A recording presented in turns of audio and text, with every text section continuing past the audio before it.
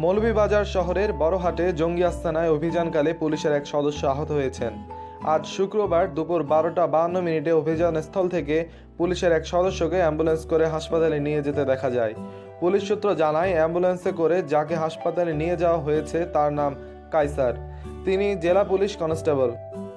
কায়সারকে মৌলভীবাজার 250 শয্যা বিশিষ্ট হাসপাতালে নিয়ে যাওয়া হয়েছে বলে পুলিশ জানায়। জেলা পুলিশের অতিরিক্ত এসপি রওশন উজ্জামান সাংবাদিকদের বলেন, জঙ্গি আস্তানায় বিস্ফোরণে হয়তো জানালার কাঁচ ভেঙে তা উড়ে এসে এই পুলিশ সদস্যের গায়ে লেগেছে। গুরুতর কিছু হয়নি। জঙ্গি আস্তানাটিতে আজ অভিযান চালানো হচ্ছে। অপারেশন ম্যাক্সিমাস নামে এই অভিযানে ঢাকা মহানগর পুলিশ কাউন্টার টেরোরিজম ইউনিটের সঙ্গে আছেন সোয়াট বাহিনী। আইনশৃঙ্খলা রক্ষাকারী বাহিনী বিভিন্ন ইউনিট অভিযানে সহায়তা করছে। অভিযান চলাকালে একাধিক গুলি ও বিকট বিস্ফোরণের শব্দ শোনা গেছে। পুলিশ ভাষ্য, বড়হাটের এলাকার আবু শাহ দাখিল মাদ্রাসা গলির একটি দোতলায় বাড়িতে জঙ্গি আস্তানাটি অবস্থিত। গত মঙ্গলবার দিবাগত রাতে বাড়িটি জঙ্গি আস্তানা হিসেবে শনাক্ত করে ঘিরে রাখে পুলিশ।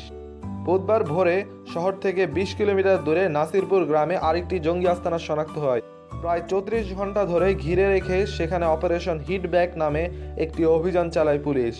গতকাল বৃহস্পতিবার বিকেলে নাসিরপুরের জঙ্গি আস্তানায় অভিযান সমাপ্তি টানা হয়। এদিকে ভারতের সেনাবাহিনীর প্রধান জেনারেল বিপিন রাওয়াত 3 দিনের রাষ্ট্রীয় সফরে সস্ত্রীক ঢাকায় এসে পৌঁছেছেন। তার সঙ্গে 4 সদস্যের প্রতিনিধি দল রয়েছে। তিনি ভারতের বিশেষ বিমানযোগে আজ শুক্রবার সকালে ঢাকায় এসে পৌঁছান। ভারতীয় সেনাপ্রধানের নেতৃত্বে প্রতিনিধি দলটি আগামী 2রা এপ্রিল ঢাকা ছাড়বে।